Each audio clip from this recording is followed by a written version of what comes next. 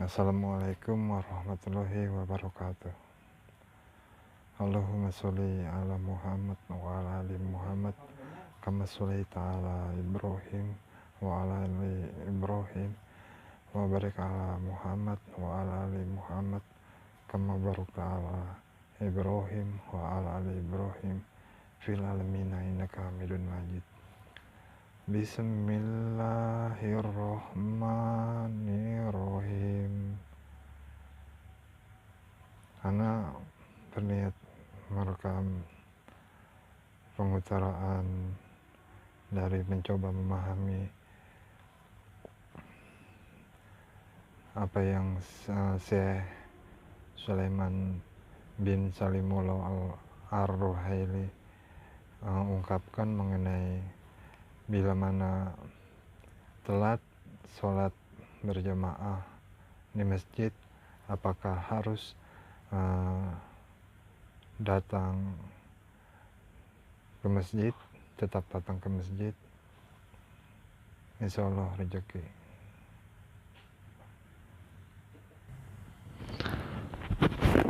A'udzu billahi minas syaitonir rajim.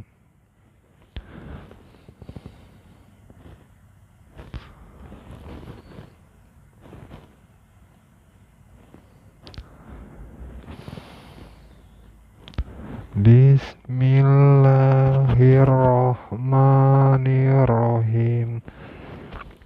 Fatirus samawati wal ard ja'ala lakum min anfusikum azwajan wa minal an'ami azwajan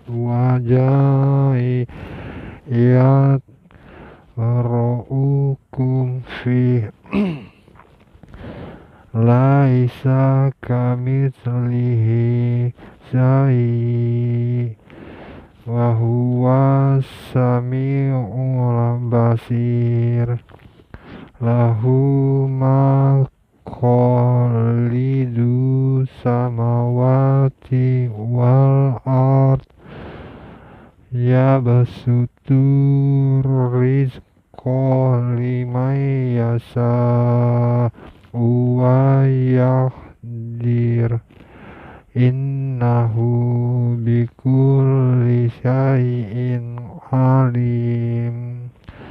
Syara'a lakum minad dini ma wassa bihi Nuhan walladzi awhayna ilaika wa ma wassayna bihi Ibrahima wa Musa wa Isa an aqimud dina wa la tatafarraqu fi kabura alal musyrikina ma tad'uhum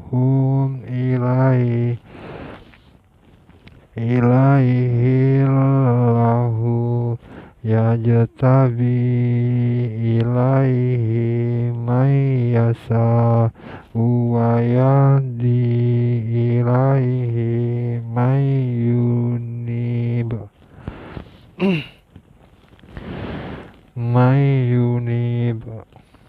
Wa ma tafarraqu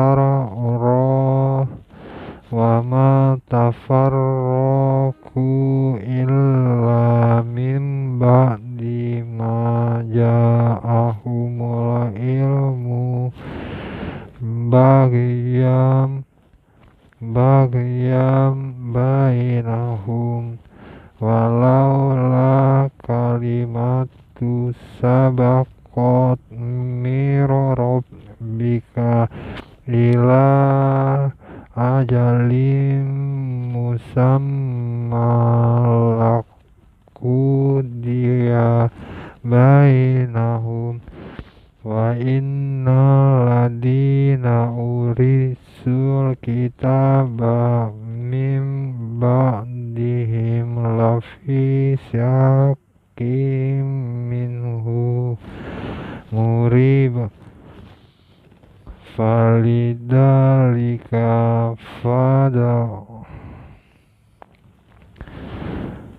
wastaqim kama umir wala tattabi'a wa ahum wa qul amantu bima anzalallahu min kitab wa umirtu li'adila bainakum Allahu Rabbuna wa Rabbukum lana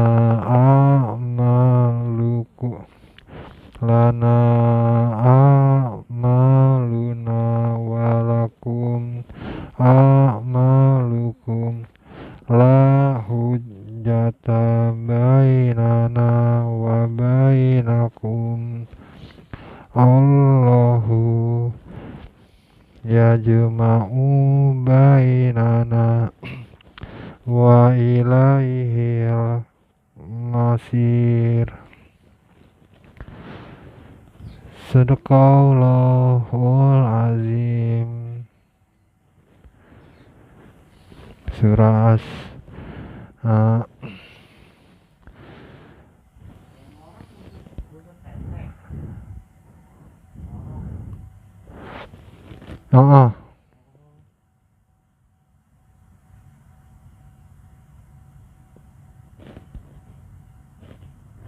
Surah Asura.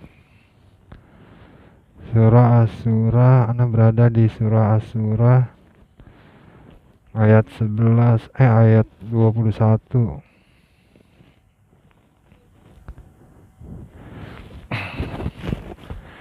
Saya Sulaiman bin Sarimullah Ar-Ruhaili memberitahu kepada umat mukmin, muslimin muslimat, bahwa bila telat sholat berjamaah di masjid, tetap pergi ke masjid bila dapat dengan halal masuk ke dalam masjid untuk sholat. Karena menurut ana, apa yang saya Sulaiman bin Sarimullah Ar-Ruhaili katakan, kalau misalkan ana memiliki rezeki keadaan datang ke masjid dalam waktu yang sholat berjamaah sudah selesai dilakukan dan ana tetap harus datang ke masjid untuk sholat dengan niat sebagaimana ingin sholat berjamaah. Kenapa begitu? Menurut saya Sulaiman Ar-Ruhaili, sebagaimana yang ana mencoba mengerti dan memahami, insya Allah mendapatkan petunjuk dari surah As-Surah ayat 21. A'udzu billahi minas syaitonir rajim. Bismillahirrahmanirrahim. Fatirus samawati wal ard. Ja'ala lakum min anfusikum azwajan wa minal an'ami azwajan yadra'ukum fih laisa kamitslihi syai' wa huwa sami'ul basir. Surah As-Surah ayat 21 yang terjemahannya, pencipta langit dan bumi Allah Subhanahu wa ta'ala. Dia menjadikan bagi kamu pasangan-pasangan dari jenis kamu sendiri dan dari jenis hewan ternak pasangan-pasangan. Dijadikannya kamu berkembang biak dengan jalan itu. Tidak ada sesuatu pun yang serupa dengan dia, dan dia yang maha mendengar, maha melihat. Jin dan manusia. Jin dan manusia mendapatkan ketetapan takdir untuk memiliki rezeki kehidupan semampunya untuk memiliki pasangan dan memiliki keturunan. Bila berpikir mengenai memiliki pasangan, sudah pasti sebagaimana yang dapat dipikirkan, pasangan adalah keputusan yang tepat untuk menjadi bagian dari rezeki memiliki kehidupan. Pencipta langit dan bumi, Allah Subhanahu wa Ta'ala. Ketika memiliki pasangan, sebagaimana yang saya Sulaiman bin Sarimullah Ar-Ruhaili utarakan, bila salat berjamaah di masjid, tetap pergi ke masjid.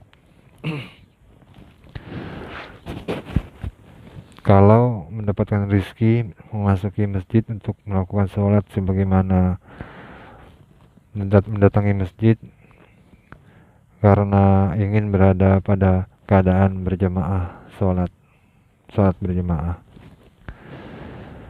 Dia menjadikan kamu pasangan-pasangan dari jenis kamu sendiri. Jadi anak misalkan mau sholat berjamaah, sholat Jumat ke masjid, namun telat saat berjamaah karena sudah jam 1 atau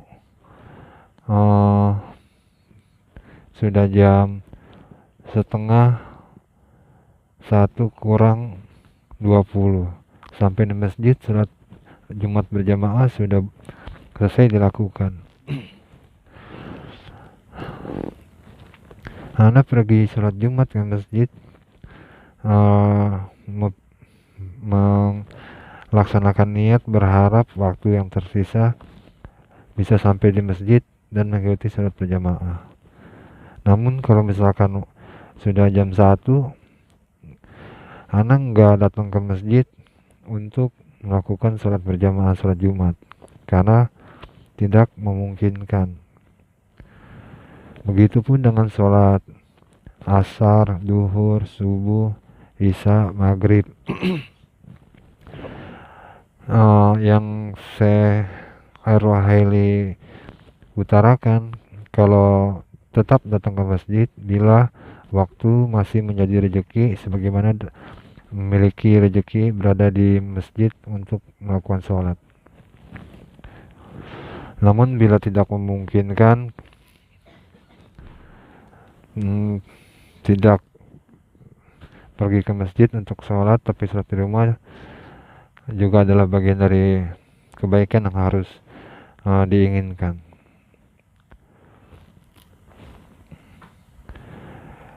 Dia menjadikan bagi kamu pasangan-pasangan dari jenis kamu, pencipta langit dan bumi.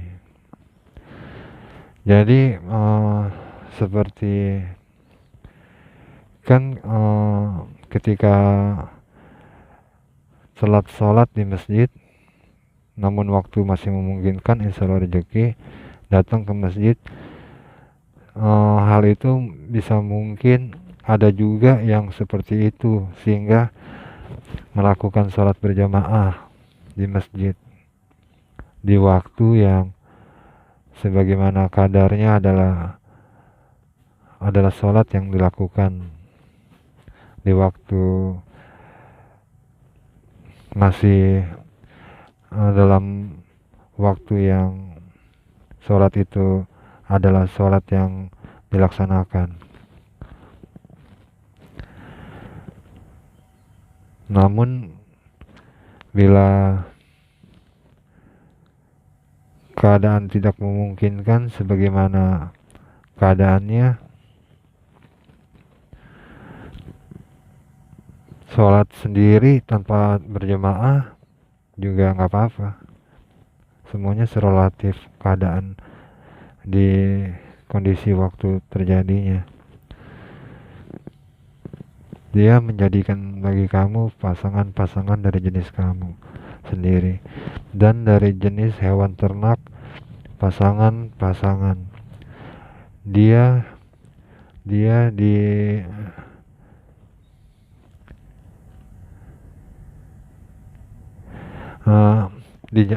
bukan dia apa dijadikannya, dan dengan hewan ternak pasangan-pasangan dijadikannya kamu berkembang biak dengan jalan itu.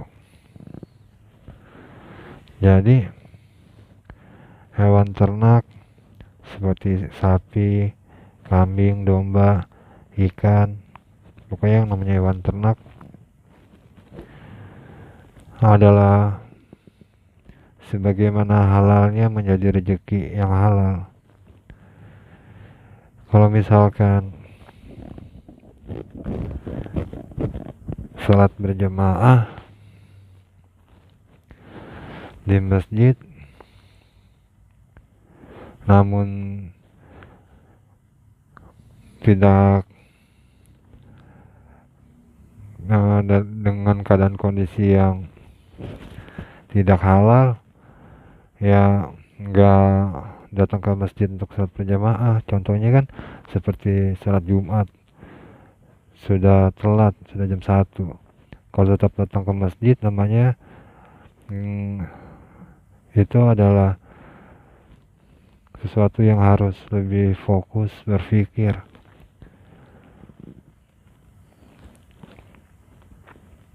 Walaupun niatnya mungkin melakukan sholat zuhur ke masjid untuk mengganti ketinggalan sholat Jumat.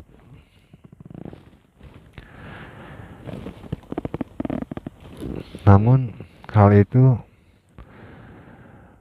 bisa menjadi nggak halal kalau tetap datang ke masjid berharap bisa melaksanakan sholat Jumat kedua.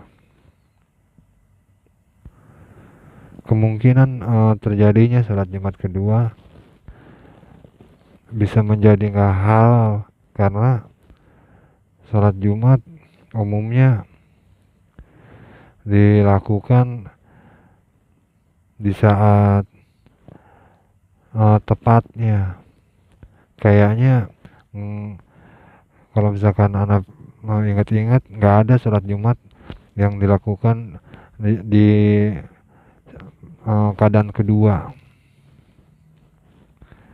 Makanya sholat Jumat sebaiknya dilaksanakan. Jadi begini, kalau sholat Jumat itu, kalau yang anak ingat-ingat kan ingin melaksanakan sholat Jumat ya kan, mau mendapat bagian saf di luar masjid atau di halaman masjid atau bagaimanapun, itu adalah sholat Jumat yang baik dan memang begitu kadarnya.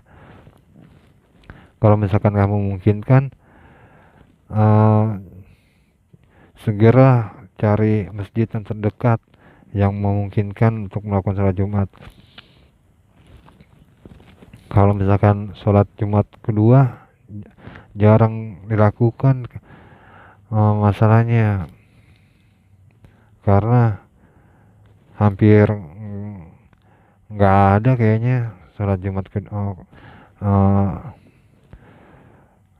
sholat Jumat bagian kedua, karena ada yang belum sholat Jumat jadi dilakukan sholat Jumat kedua. Biasanya kayak gitu-gitu sholat ini apa tuh, sholat taraweh. Sebab sebenarnya halal, cuman bisa menjadi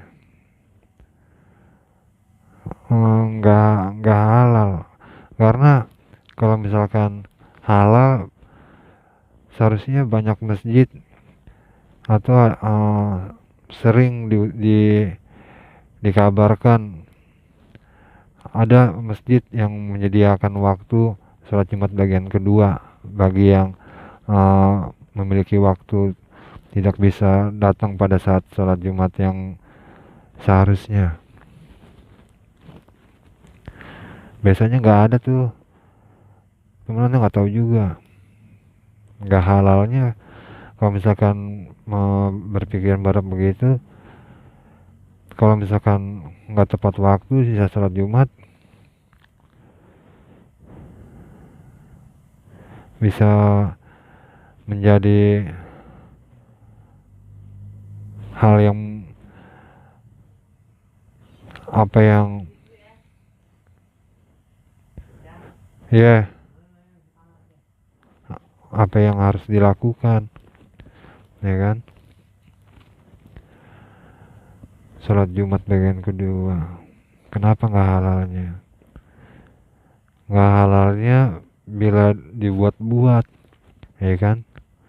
Kalau misalkan nggak dibuat-buat dan memang disepakati semuanya adalah emang harus begitu, baru halal tuh. Makanya datang ke masjid untuk sholat Jumat harus tepat waktu.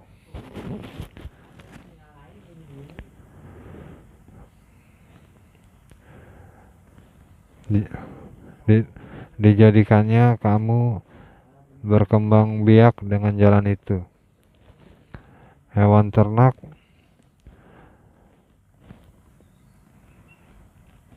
harus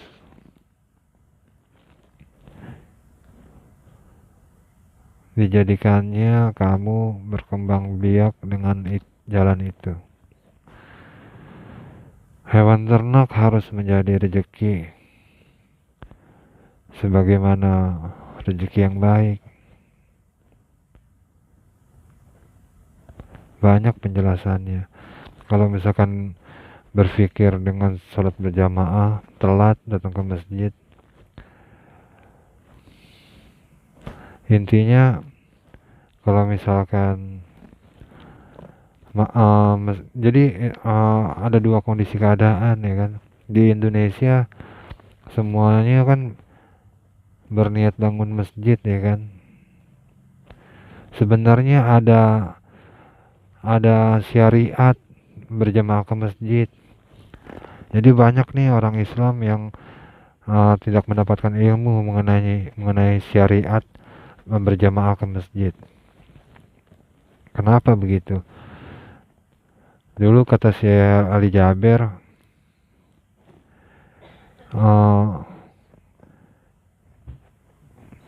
membangun masjid walaupun sebesar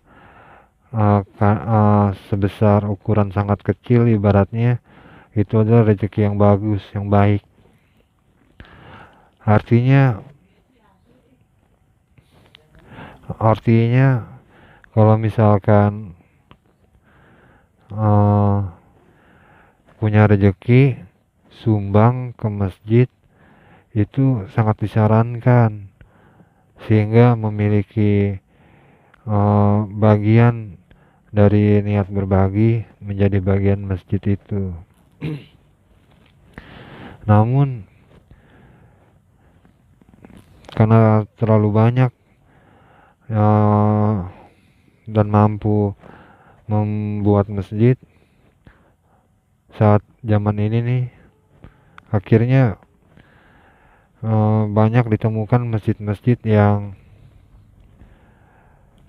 berada di syariat yang itu adalah tempat beribadah. Namun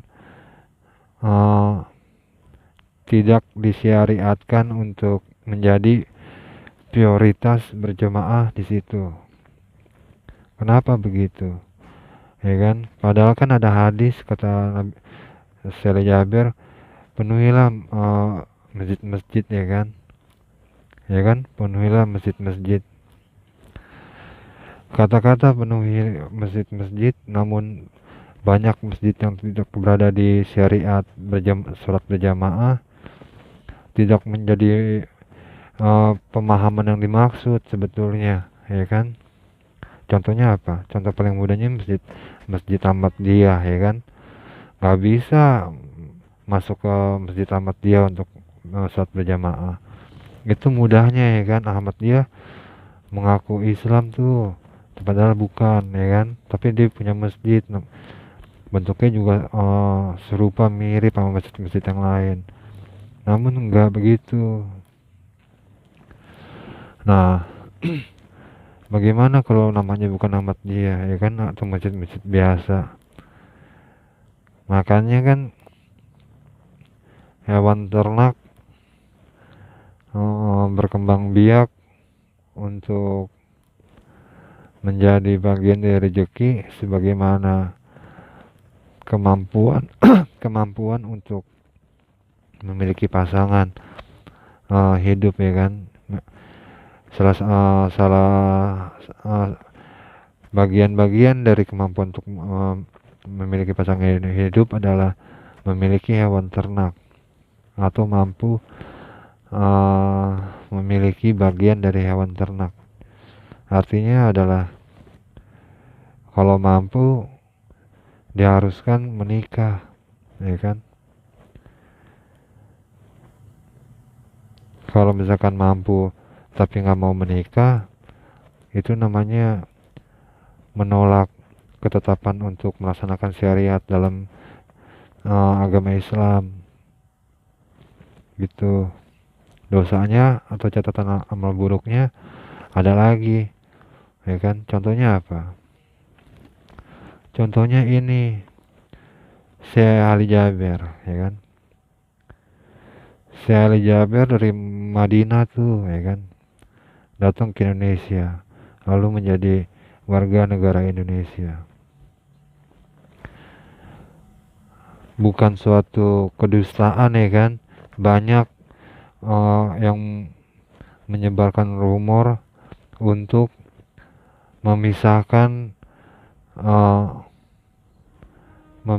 jemaah dengan Syekh Ali Jaber, ya kan? Memisahkan jemaah dengan Syekh Ali Jaber. Lalu seperti ini, pendakwa-pendakwa kan kadang-kadang berniat, ya kan, memisahkan berjamaah, ya kan? Coba deh pikirin, itu jelas-jelas terjadi tuh. Itu artinya adalah apa yang menyebabkan sebagian orang tidak ingin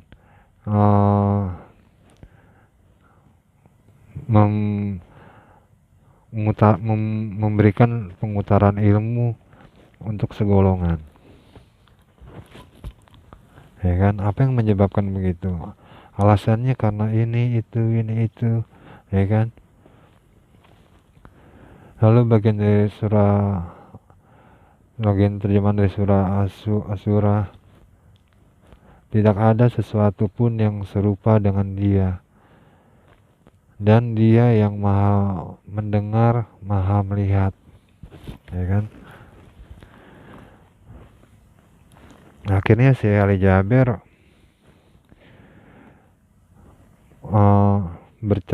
mendakwah ke tempat-tempat yang tersetting umumnya, ya kan? Umumnya yang berjamaah di situ untuk mendengarkan dakwah Syekh Ali Jaber memiliki pengetahuan yang terselubung sehingga berharap mendapatkan pahala, namun tidak berharap untuk segolongan. dengan alasan apapun yang berkelit-kelit sebenarnya yang berada di pikiran mereka, ya kan? Akhirnya apa? Gak ada yang namanya perasaan menyukai lebih dari yang tidak lebih baik dari Syekh Jaber. Akhirnya itu jemaah-jemaah akhirnya tetap berpikiran yang terbaik adalah ulamanya. Sedangkan ulamanya banyak yang melakukan kedustaan, ya kan? Nyata tuh, contohnya apa? Di masjid aja tuh, masjid Al-Fatah, ya kan? Itu ada jemaah yang suka menyebutkan kata monyet, ya kan? Sekarang logikanya begini, jemaah menyebutkan kata monyet di masjid untuk apa, ya kan? Atau hal-hal pemikiran yang lain. Itu dia tuh contoh-contohnya, ya kan? Akhirnya kalau kata Syekh Sulaiman bin Sarimul Ar-Ruhaili, datang ke masjid untuk sholat berjamaah walaupun telat, tetap datang ke masjid untuk melakukan sholat walaupun sudah telat sekalipun, selama bisa masuk ke masjid. Disyariatkan tuh, ya kan? Kenapa begitu, ya kan? Banyak faktornya. Masjidnya jadi kalau kata pendakwah, sholat di masjid pahalanya lebih besar daripada sholat di rumah. Jadi disyariatkan lebih baik sholat di masjid. Zaman sekarang banyak masjid yang tidak menjadi bagian dari yang disyariatkan, ya kan? Jadi pemahaman untuk sebaiknya sholat berjamaah di masjid nggak berlaku, bukan karena menghancurkan pemahaman yang terjadi, ya kan? Kenapa begitu? Orang di masjid tuh kalau sholat, kalau cuman untuk sholat seperti binatang ternak tuh, kalau cuman untuk beli dagingnya dimakan, beli dagingnya pulang lu makan, nggak ada problema, ya kan? Namun kalau misalkan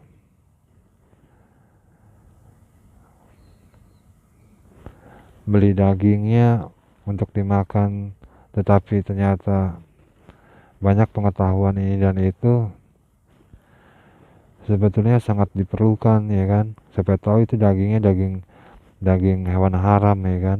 Banyak daging hewan haram, ya kan? Dibilang daging hewan halal, ya kan? Kalau misalkan sholat berjamaah juga di masjid kan, umumnya masjid kan mengutarakan ilmu, ya kan?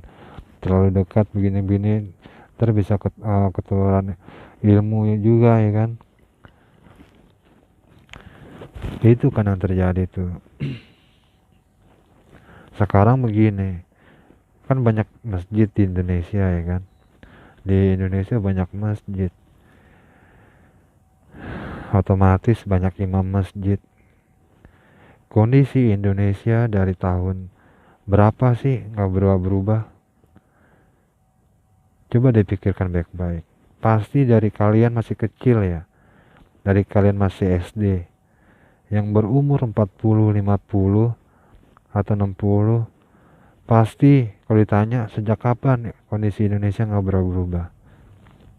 Dari saya masih SD, dari saya masih kecil, itu mereka yang berumur 40, 50, 60 tuh. Sedangkan banyak masjid di Indonesia. Di masjid ada imam, ya kan? Apa yang terjadi sebetulnya? Agama nggak mampu merubah keadaan, ya kan? Masa agama nggak mampu merubah keadaan, ya kan? Agama seharusnya mampu untuk merubah keadaan. sebagaimana caranya, bagaimana. Nah, surah Asy-Syura ayat 12. Ayat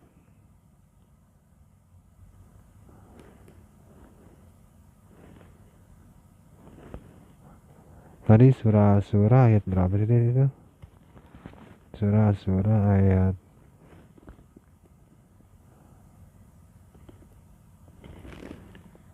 ayat 11. Tadi ayat 11, anahillah fastaghfirullahaladzim. Sekarang Asy-Syura ayat 12. Lahu makhalidu samawati wal ard ya basutur rizqa liman yasha'u wa yaqdir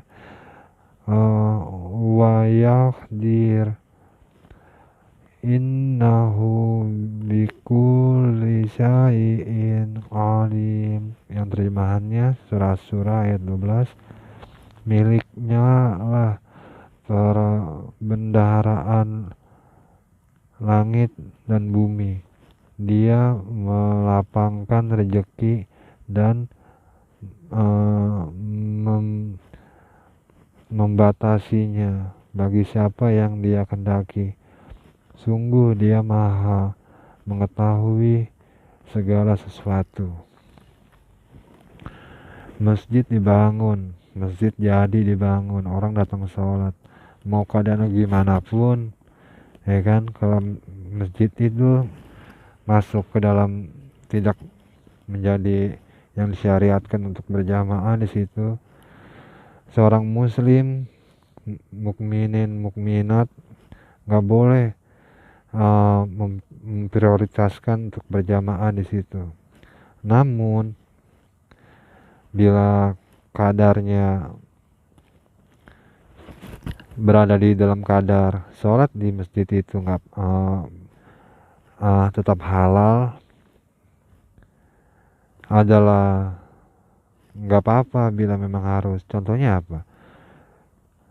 Masjid Ahmadiyah, ya kan. Ahmadiyah kan punya masjid, ya kan. Ahmadiyah punya masjid. Kalau misalkan sholat berjamaah di masjid Ahmadiyah, sebetulnya kalau keadaannya sebagai tempat untuk melaksanakan sholat karena keadaan yang lebih baik, sedangkan keadaan tempat yang lain nggak memungkinkan, nggak apa-apa tuh, ya kan, logikanya. Namun kalau enggak harus begitu, ya sebaiknya dan memang harus nggak boleh sholat di masjid itu, seperti itu. Tapi kan kebanyakan kan masjid ya kan, kita nggak tahu apapun di situ yang terjadi kan, itu masjid apa, ya kan, gitu. Intinya itu masjid. Taunya kalau misalkan sering sholat di situ dan pengutaran, ya kan, atau mencari tahu atau bagaimana, ya kan, ntar akhirnya nih masjidnya begini begitu, ya kan. Masjidnya sebetulnya nggak salah, ya kan.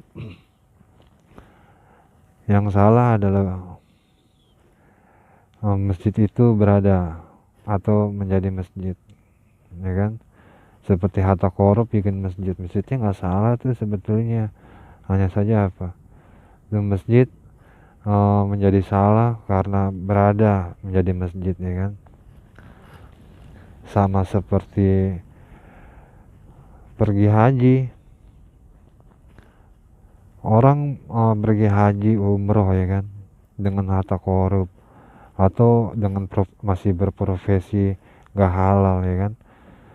Orang itu pergi haji nggak salah tuh berada di situ, ya kan. Yang membuat orang itu salah pergi haji karena menjalankan ibadah hajinya, ya kan. Dia berada di situ karena haji nggak salah. Yang membuat dia salah adalah karena dia melaksanakan ibadah hajinya. Kan sebelum melaksanakan ibadah haji kan ada persiapan ya kan, kemampuan gitu. Jadi kalau misalkan telat datang ke masjid, tetap aja datang ke masjid kalau masih menjadi rezeki untuk melakukan sholat di masjid. Miliknya lah perbendaharaan langit dan bumi. Dia melapangkan rezeki dan membatasinya bagi siapa yang dia kendaki. Sungguh dia maha mengetahui segala sesuatu, ya kan? Surah As-Suara ayat 13. Syara'a lakum minad dini ma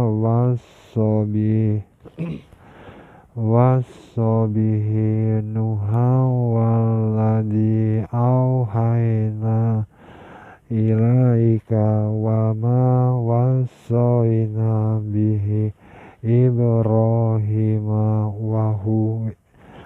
wa Musa wa Isa an aqimun dina wa la tafarraqu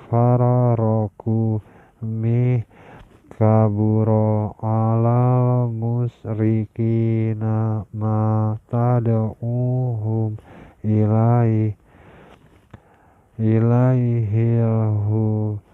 yajtabi ilaihi may yasa'u wa yahdi ilaihi miyunib.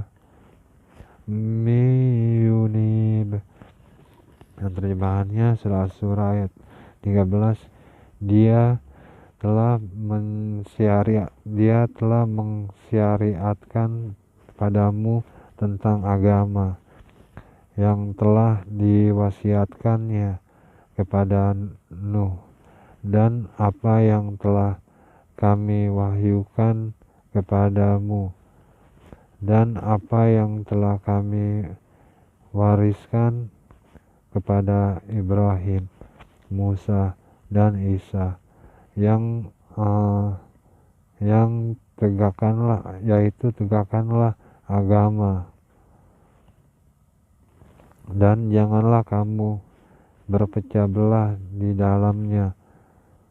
Sangat berat bagi orang-orang musyrik agama yang kamu serukan kepada mereka. Allah memilih orang yang dia kehendaki kepada agama tauhid dan memberi petunjuk kepadanya bagi orang yang kembali, ya kan? Jadi Indonesia bukan gak bisa dengan cara agama diperbaiki, nggak mungkin gak bisa, ya kan? Hanya saja bila terlena-lena melakukan kegiatan berjamaah yang tidak mendapatkan syariat atau yang tidak disyariatkan, arah yang lurus karena berpikiran agama menjadi arah yang tidak disyariatkan, padahal mereka berpikir mengenai syariat, ini itu tata cara agama, ya kan? Coba dipikirkan baik-baik, ya kan?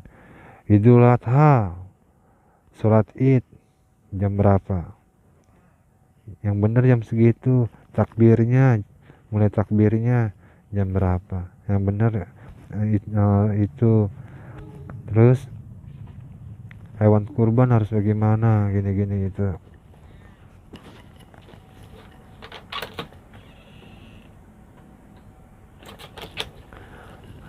Harus ini dan itu, ya kan?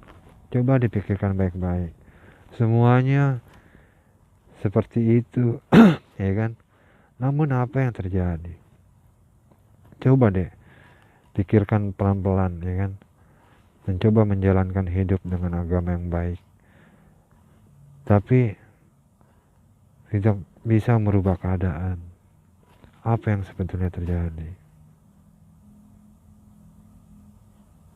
kondisinya serelatif mereka mengutarakan kondisi keadaan yang mereka pikirkan, belum rezeki, belum mampu, ini dan itu, waktunya belum saatnya, ya kan? Coba dipikirkan baik-baik.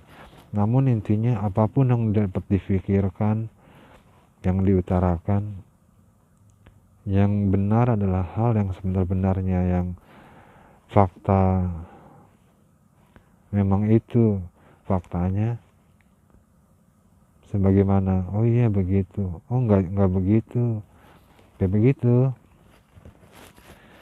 Jadi kemungkinan besar kalau misalkan semuanya tetap seperti itu hingga datangnya ajal, walau alam apakah Indonesia dapat diperbaiki dengan cara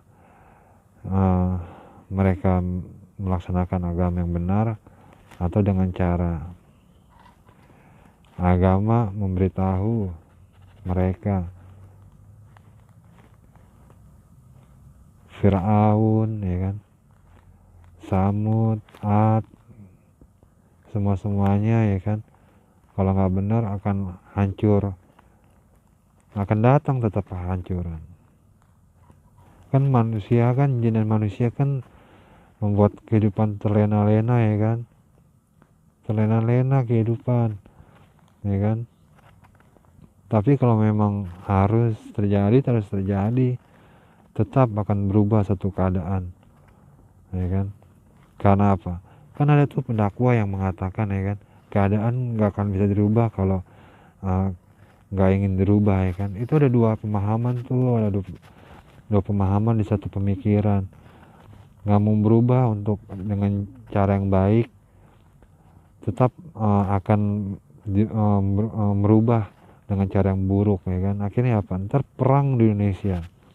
Coba pikirkan baik-baik tuh, orang yang korup, orang yang ingin berkuasa atau ingin melaksanakan kekuasaan korup, itu nggak akan pernah bisa bertahan terus, walaupun niatnya bagaimanapun, ya kan. Dia udah kaya, merantau ke luar negeri atau bagaimanapun, ya kan, tetap akan terjadi kehancuran tuh. Kehancuran terjadi bukan untuk memperbaiki, bisa jadi menjadi terpilih orang yang lebih buruk, ya kan, atau sama buruknya. Jangan makar artinya adalah jangan makar kepada pemimpin yang hak, ya kan, agar keadaan bisa benar. Kalau misalkan pendakwah datang berdakwah, itu sebenarnya mewakili suara pemimpin, ya kan. Contohnya apa? Dulu kata pendakwah, ada sahabat yang ditugaskan untuk mendakwahi suatu daerah, ya kan. Namanya lupa, namanya siapa tuh sahabatnya. Itu namanya siapa? Dia diperintahkan oleh Nabi untuk pergi ke suatu daerah untuk berdakwah. Nah, jadi sebetulnya orang yang berdakwah itu membawa sesuatu yang sangat fatal yang dapat membuatnya kekal di surga atau kekal di neraka. Karena apa? Karena yang dibawanya itu adalah wasiat, adalah harta yang hak, ya kan. Coba deh bayangkan orang berdakwah, dia membawa agama, membawa sesuatu untuk dirinya, untuk diberikan, sehingga ada yang menerima, ada yang memberikan, ya kan. Jadi kalau misalkan berdakwah namun ternyata malah mendustai, bayangkan baik-baik apa ya, logika sederhananya yang terjadi apaan, ya kan. Kebalikannya, ya kan, itu tuh mau sampai hari kiamat nih. Ini kan ini nih, apa, menuju hari kiamat, hari zaman, ya kan. Siapapun yang mendakwah itu membawa perintah Nabi tuh, ya kan, petunjuk yang diberikan oleh Nabi karena merasa menerima, ya kan. Dia kan merasa menerima kan perintah Nabi ataupun petunjuk dari Nabi, ya kan, sehingga melakukan dakwah, ya kan. Apapun yang terjadi sangat fatal yang terjadi, begitu. Jadi sekarang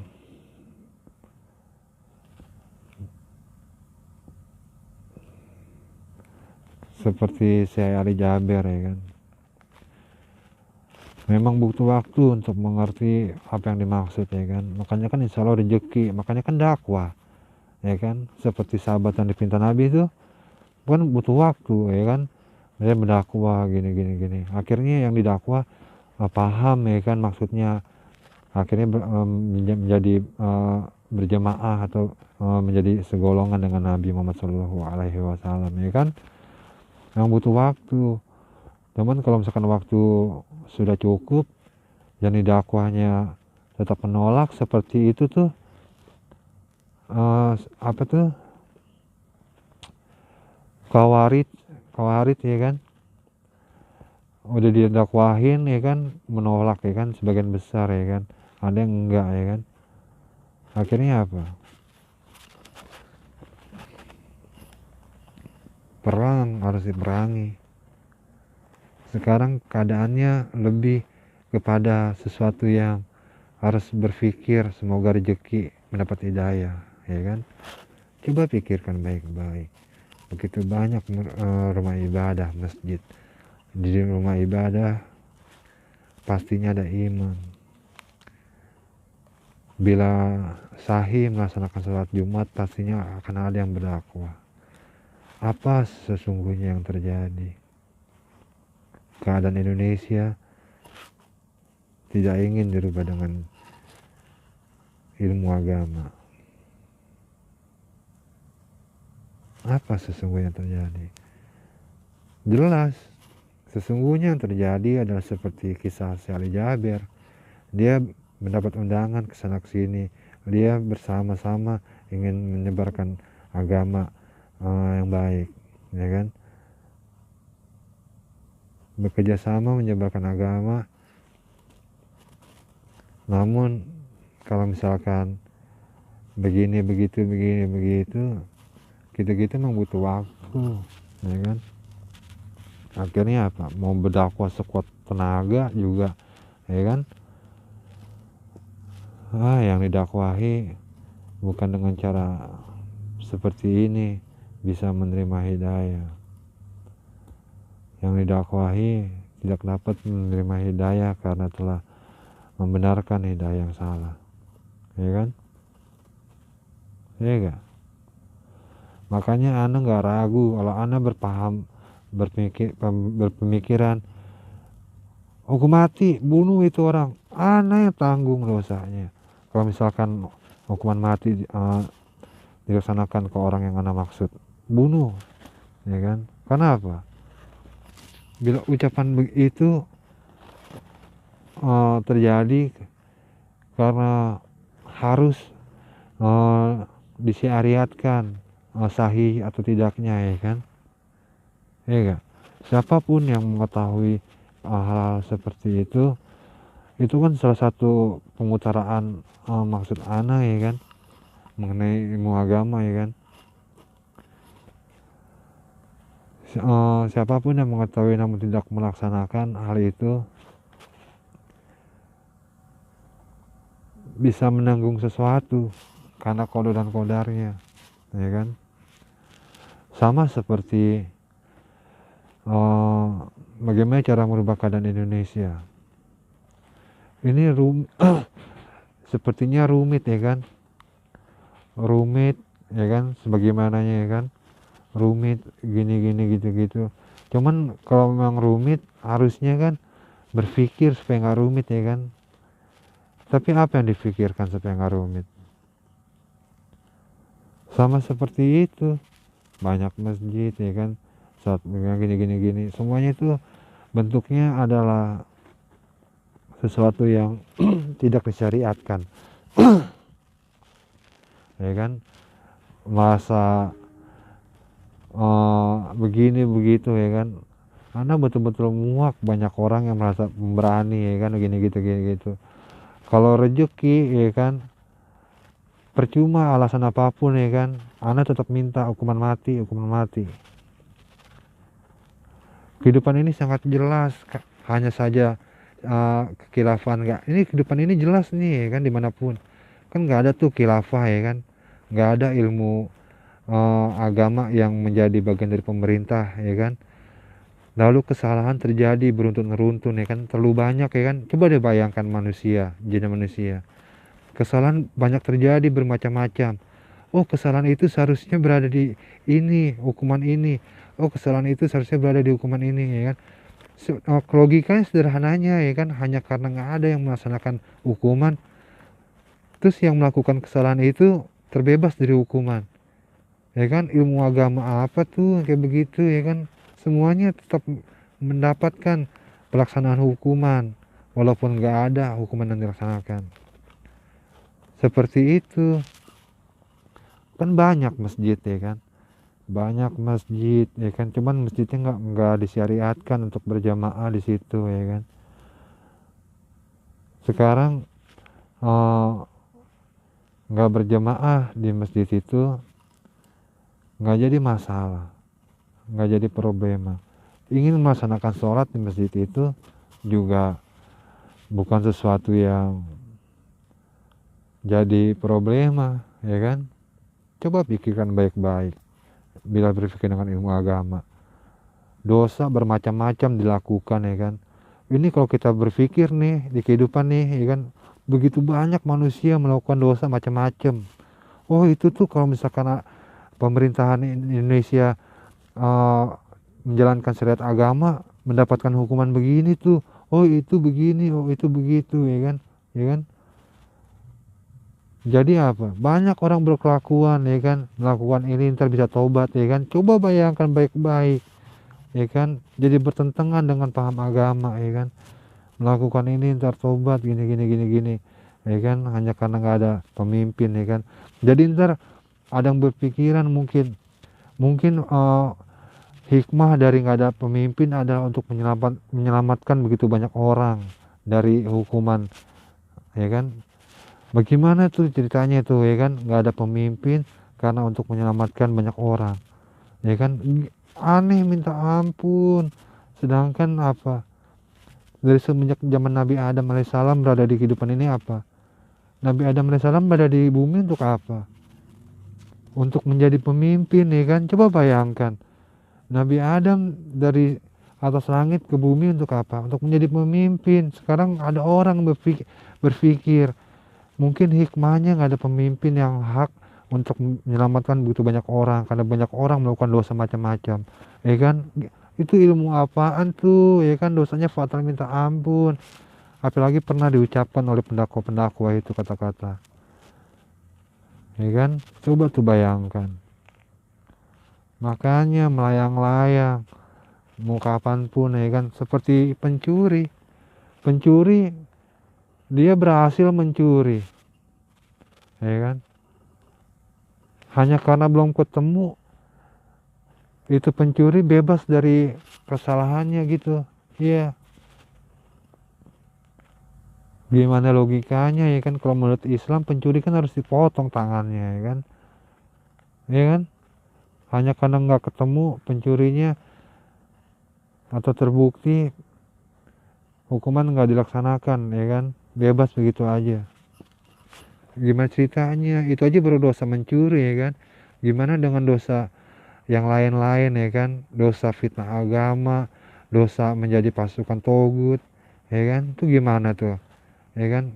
Jangan, kasihan dihukum mati ya kan. Semuanya ilmu agama itu menggunakan kadar Allah subhanahu wa ta'ala maha pengasih maha penyayang ya kan. Coba deh bayangkan, Bismillahirrohmanirrohim ya kan.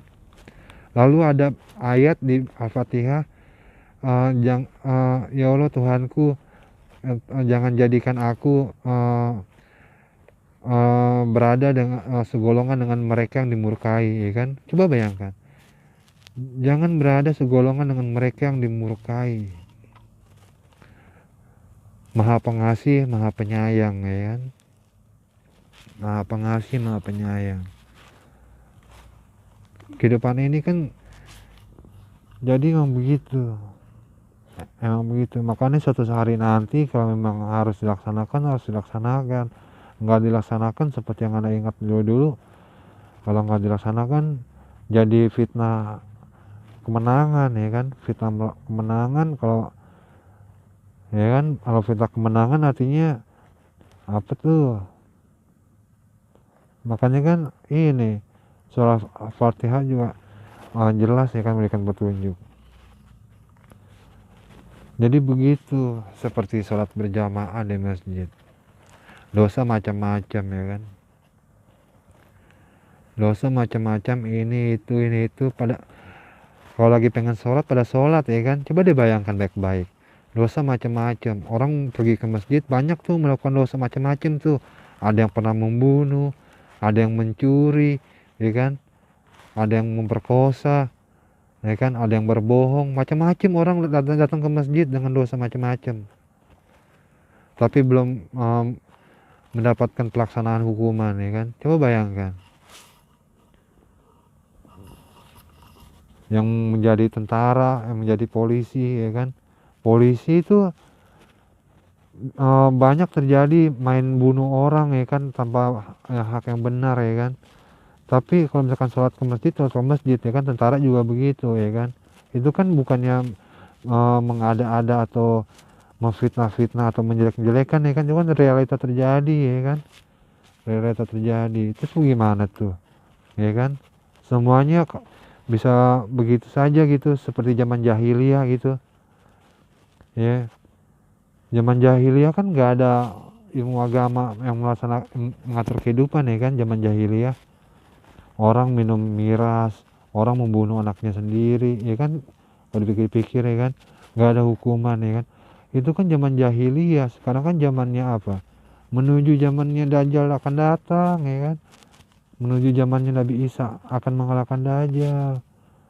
Menuju zamannya dimana Imam Mahdi ada, menuju akhir zaman, ya kan. Jadi pemahaman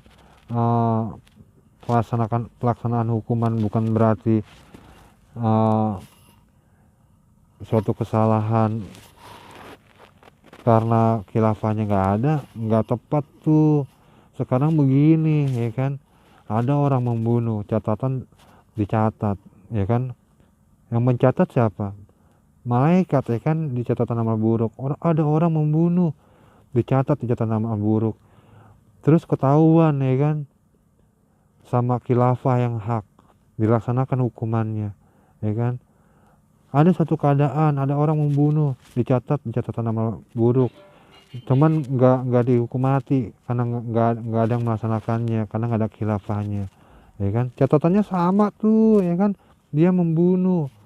Bedanya apa? Yang satu dihukum mati karena ada khilafah, yang satu nggak dihukum mati, tetap hidup karena nggak ada khilafah, ya kan.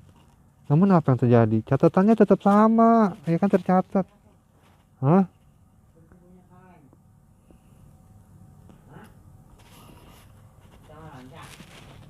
Tetap sama catatannya. Tadi dulu, Mi. Apa sih? Ya kan? Tetap. Iya. Tetap sama catatannya, dicatat. Coba bayangkan, ya kan, bangun masjid begini begitu, ada khilafah. Oh, dia bangun masjid dengan cara nggak benar, gini, lalu menggunakan masjidnya untuk begini. Coba bayangkan, kata khilafah apa? Harus apa tuh yang dilakukan? Hukum mati imam masjid atau pengurus masjid atau yang membangun masjid, karena telah ini ya, menghina agama Islam, ya kan. Masjid untuk hal yang benar, bukan untuk hal yang tidak benar, gini. Hukuman mati, ya kan. Coba bayangkan, nggak ada khilafah, masjid digunakan untuk ini dan itu, ya kan, tapi catatan amal buruknya sama, ya kan, teman nggak ada pelaksanaan hukuman mati, ya kan. Terus dia meninggal dalam keadaan karena mati umur gitu, karena bertobat, ya kan. Sekarang begini, ada orang meninggal bertobat karena dihukum mati, ada orang meninggal bertobat karena umur, ya kan. Sekarang coba dipikirkan baik-baik, orang mati bertobat karena dihukum mati, orang mati bertobat karena umur, karena nggak ada hukuman mati. Apakah itu sahih sama sahih-sahihnya? Lalu ada pendakwa yang mengatakan dosa sebanyaknya air di lautan bisa mendapatkan ampunan karena nggak ada khilafah gitu. Enggak begitu. Coba bayangkan baik-baik. Indonesia kan suatu saat nanti bisa perang, ya kan, bisa perang karena cara agama, bisa perang dengan cara seperti perang itu tuh, perang dunia ke-1, perang dunia ke-2, seperti kejadian banyak kejadian kayak gitu-gitu, maksudnya terjadi perang karena suatu keadaan yang buruk, bukan karena agama memperbaiki gitu, niat melaksanakan agama untuk memperbaiki teman, karena niat seperti ini. 30 SPKI kan niat memperbaiki, ya kan, cuman kan bukan dengan cara pendidikan agama, ya kan. Dia menculik jenderal-jenderal, ya kan. Sama seperti ini reformasi, ya kan, mahasiswa demonstrasi, banyak orang dibunuh-bunuhin, kayak begitu, ya kan. Nah, semua itu kan anak pengen berpikir jadi lupa tuh. Semua itu kan terjadi gara-gara ini, keadaan begitu, ya kan. Orang melakukan dosa ini, melakukan dosa itu, melakukan dosa ini. Umumnya pendakwa nih zaman sekarang nih banyak yang menyebarkan doktrin dan dogma bahwa banyaknya dosa bisa mendapatkan ampunan. Tau gak, itu kata-kata walaupun terlintas tuh, banyak orang yang melakukan dosa ntar juga diampunin. Tau gak, itu nyata terjadi tuh, ya kan. Banyak orang melakukan dosa, kalau tobat ntar diampunin. Jadi hidup rusak di sana sini, ya kan. Hidup jadi rusak di sana sini, ya kan. Akhirnya apa? Rusak di sana sini. Karena salah siapa? Salah satu penyebabnya karena orang yang mendakwah, ya kan. Jadi begitu, ya kan. Ini gak? Karena jadi begitu. Kalau Ana sih paham apa yang terjadi Indonesia, ya kan, dunia. Ana paham, insya Allah. Oh, keadaannya akan begini, oh keadaannya akan begitu.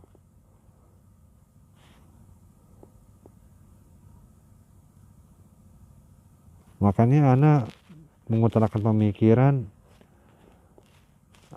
karena yang Ana suka aja, ya kan. Syekh Rohaili, ya kan, Syekh Jaber, Aki Uti, yang seperti yang Ana pikirkan, ya kan.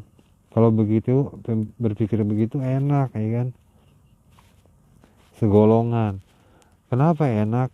Orang yang segolongan berpikir untuk apa? Misalkan kita berpikir, ya kan, kita kan segolongan dengan Nabi, kan, Nabi Muhammad SAW, ya kan, orang Islam nih kita nih, kan. Kita berpikir, yang kita pikirkan apa? Mengenai segolongan, arah yang lurus, ya kan, menuju datangnya ajal, menjalani kehidupan, ya kan, kayak gitu-gitu. Kalau memang ada dosa, bertobat, istighfar, ya kan, insya Allah terampuni, rezeki masuk surga, ya kan. Bukan yang terbalik-balik, ya kan, bukan yang ngaco-ngaco, bukan, ya kan. Gitu. Banyak keadaan terjadi mirip-mirip, ya kan. Keadaan banyak terjadi mirip-mirip, tau gak? Lalu disambungkan dengan ilmu agama, lalu diutarakan dengan ilmu agama. Amburadul, jadi amburadul. Amburadulnya apa? Orang yang melakukannya amburadul, ya kan? Orang yang mengutarakan ilmu agama bikin amburadul. Yang menerima ilmu agama amburadul jadi amburadul. Jadi amburadul, jadi kacau balau, ya kan? Kacau balau. Secara johir orang-orang kayak begitu bilang kita segolongan nih, kita segolongan, ya kan? Tapi secara sesahih fikih sahih-sahihnya orang-orang seperti itu tuh yang merusak kehidupan. Kehidupan di sana sini rusak lah, ya kan? Kehidupan di sana sini rusak, bahaya minta ampun, ya kan? Akhirnya apa? Berlarut-larut, ya kan? Jadi berlarut-larut, jadi anak teringat lagi pemikiran pendakwah, ya kan, gini-gini. Contohnya kita bawa contoh Saleh Jaber, ya kan. Saleh Jaber berusaha tuh juhud tawadu tawakal tuh mengutarakan ilmu segolongan, ya kan, untuk kehidupan yang indah. Dia sebetulnya berusaha tuh sekuat tenaga, ya kan, berusaha sekuat tenaga. Karena apa? Salah sedikit aja beban keinginan untuk memiliki beban keinginan untuk tidak memiliki hal yang nggak diinginkan bisa begitu fatal, ya kan. Makanya dia berusaha sekuat-kuatnya tuh, ya kan, agar rahmatan lil robil alamin, agar mendapatkan rahmat dari Tuhan, ya kan. Begitu dia berpikir begini begitu, ya kan. Dia nggak bisa mengecualikan sedikit pun, ya kan. Kalau misalkan oh ini begini nggak apa-apa, gini nggak apa-apa, ya kan.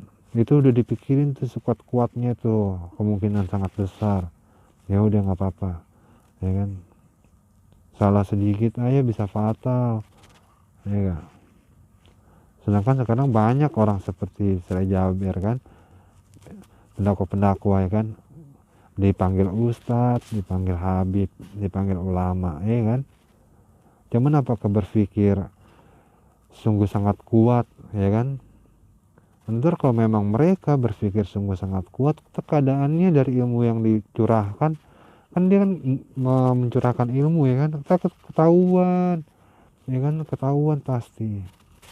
Oh ilmu dicurahkannya begini begitu, oh itu segolongan dengan kita, oh enggak ini samar, ini rancu, enggak tuh dia nggak segolongan, gini itu ketahuan tuh, ya kan.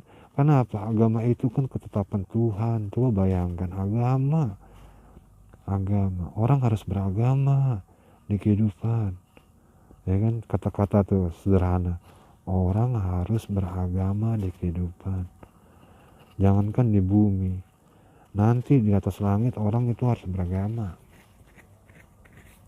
Di atas langit orang yang tadinya agama Nasrani, mengaku beragama Nasrani, Yahudi atau Hindu, Buddha, nanti di atas langit orang itu akan beragama yang sebenar-benarnya, walaupun sudah menjadi keadaan sebagai rezekinya. Coba dia bayangkan baik-baik, ada pendeta biksu meninggal kan otomatis kan ke alam sana kan, alam barzah kan, apa ke atas langit, ya kan.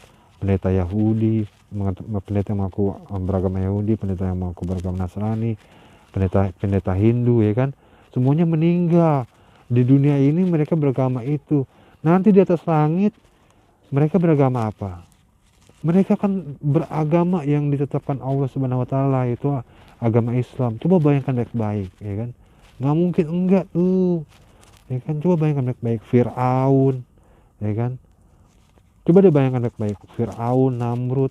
Ini saat ini nih Fir'aun, Namrud beragama Islam di atas langit, walaupun nanti kekal di neraka, ya kan. Oh dia beragama Islam. Fir'aun sudah beragama Islam tapi kekal di neraka. Kok bisa ya? Iya. Kenapa bisa begitu? Coba tanya pendakwa deh. Pendakwa, ustadz, habib, ulama. Firaun kan saat ini sudah otomatis sudah beragama Islam ya, walaupun ketika dunia masih dalam keadaan kafir ya. kok Firaun bisa ya beragama Islam di akhirat sana saat ini nih, temen kekal nanti neraka. Kenapa ya? Coba tanya deh sama pendakwa. Jawabannya apa tuh?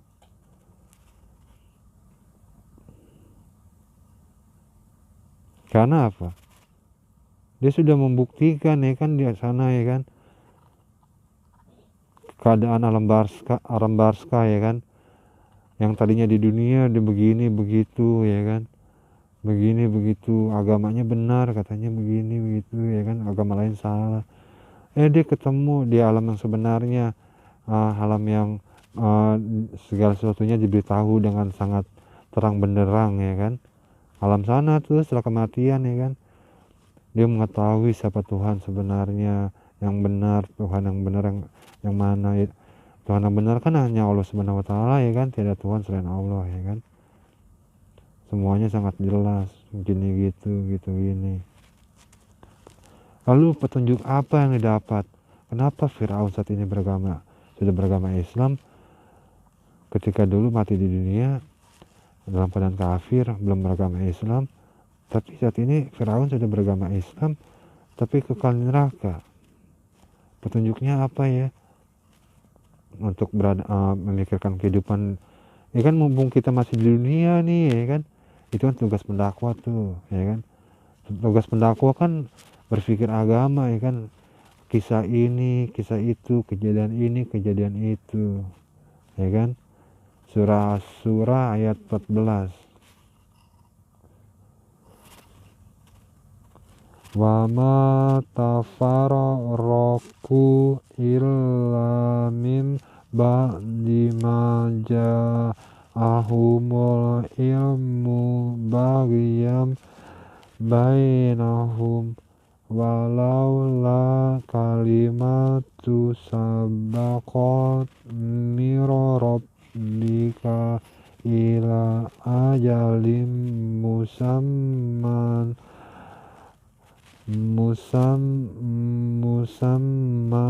laqudiya bainahum wa inna ladina urisul kitaba mim ba'dihim lafi syakim minhu murib. Yang terjemahannya, dan mereka tidak berpecah belah kecuali setelah datang kepada mereka ilmu karena kedengkian antara sesama mereka. Jika tidaklah karena suatu ketetapan yang telah ada dahulunya dari Tuhanmu sampai batas waktu yang ditentukan, pastilah hukuman atas mereka telah dilaksanakan, dan sesungguhnya orang-orang yang mewarisi kitab setelah mereka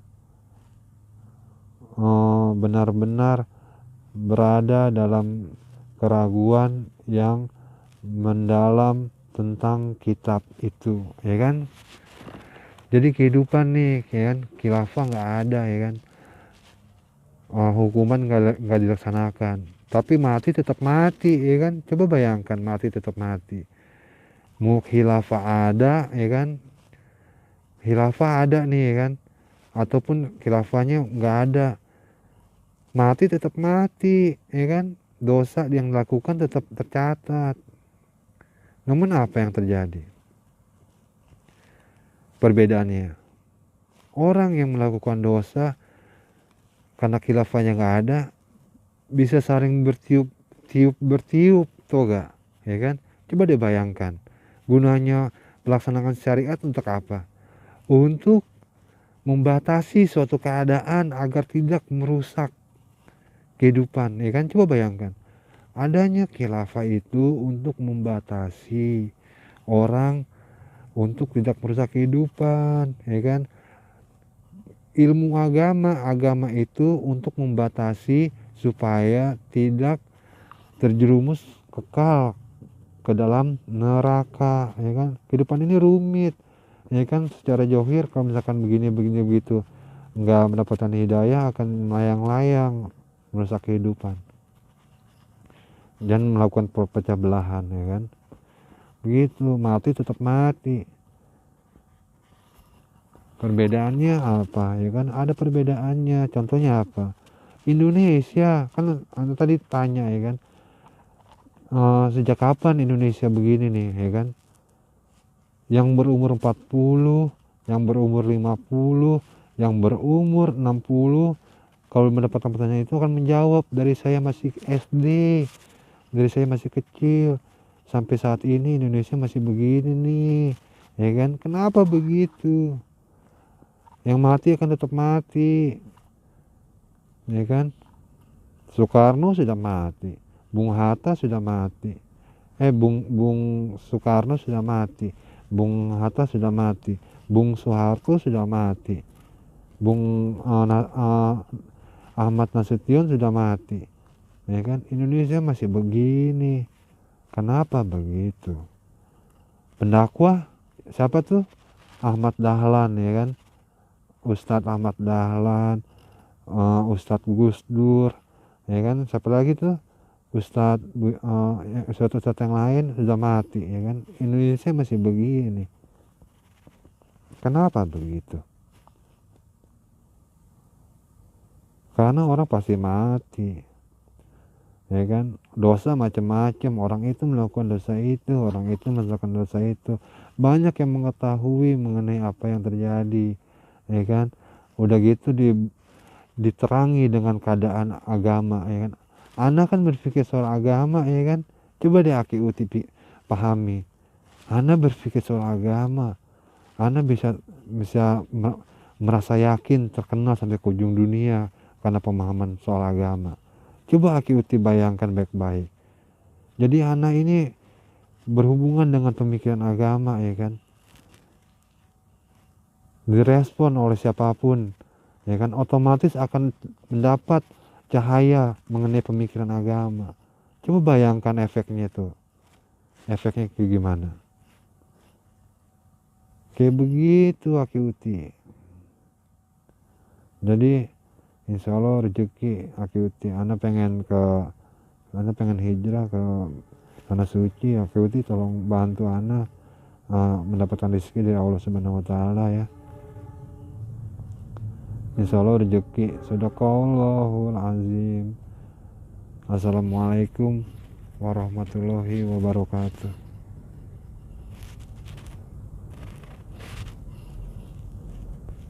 Alhamdulillahi rabbil alamin.